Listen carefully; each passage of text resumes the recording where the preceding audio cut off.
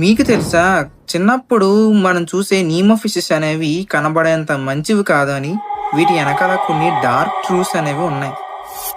ఈ యొక్క కథ మొదలయ్యేది సముద్రపు పగడపు దెబ్బల దగ్గర నుంచి. మిగతా చేపలతో పోల్చుకుంటే ఈ గ్లోమ్ ఫిషెస్ అనేవి ప్రత్యేకంగా బబుల్ మెనటీ అనే ఒక ప్లాంట్ క్రియేచర్స్లో అయితే ఇవి నివసిస్తూ ఉంటాయి. ఈ యొక్క క్రియేచర్లోని ఏ ఫిష్ అనేది కూడా ఇందులో ఉండలేదు. ఎందుకంటే దీని నుంచి వచ్చే టాక్సిక్స్ వల్ల కరెంట్ షాక్కి గురై ప్యారలైజ్ అయ్యి చనిపోతాయి. కానీ మనం క్లౌన్ ఫిషెస్ అనేవి ఈ యొక్క టాక్సిక్స్కి ఇమ్యూన్ అయ్యి ఉంటాయి.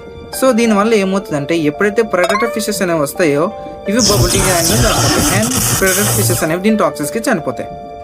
తనను కాపాడే ఈ యొక్క ఇంటి కోసం ఇవి బయట ఉన్న చేపల్ని తన ఇంటికి రమ్మన్నట్టుగా స్వాగతిస్తూ ఉంటాయి. సో అది తెలియక వేరే చేపలు వచ్చి ఈ బబుల్ టీమ్ అమోనియాలో చిక్కుపోయి చనిపోతాయి. అండ్ ఇలా వీటి మధ్యన కోఆర్డినేషన్ అనేది వర్క్ అవుతూ ఉంటుంది.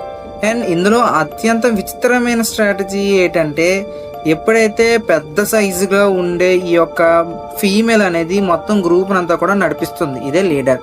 అండ్ మిగతావన్నీ చూసుకుంటే అన్నీ కూడా మేల్స్. అందులో ఒక ఆల్ఫా మేల్ ఉంటుంది. ఇది మిగతా మేల్స్తో చూసుకుంటే సైజులో చాలా పెద్దగా ఉంటుంది. అండ్ ఈ క్లౌన్ ఫిషెస్ అన్నీ కూడా పుట్టుకతో మేల్స్గా పుడతాయి. సో ఎప్పుడైతే ఈ ఫీమేల్ అనేది చనిపోతుందో ఆ టైంలోనే ఈ యొక్క ఆల్ఫా మేల్ అనేది పెద్దగా మారిపోయి దానిలో ఉన్న సెక్స్ ఆర్గన్స్ అనేది మార్చుకొని మేల్ నుంచి ఫీమేల్లోకి మారుతుంది. అండ్ ఏదైతే అదర్ చిన్న చిన్న మేల్స్ ఉన్నాయో ఇందులో ఒక మేల్ అనేది పెద్దదయ్యి ఆల్ఫా మేల్ అవుతుంది.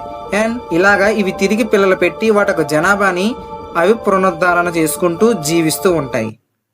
వీడియో ఎలా అనిపించిందో కింద కమెంట్ చేయండి, నచ్చితే లైక్ చేయండి, ఇంకా ఛానల్ సబ్స్క్రైబ్ చేసుకోండి.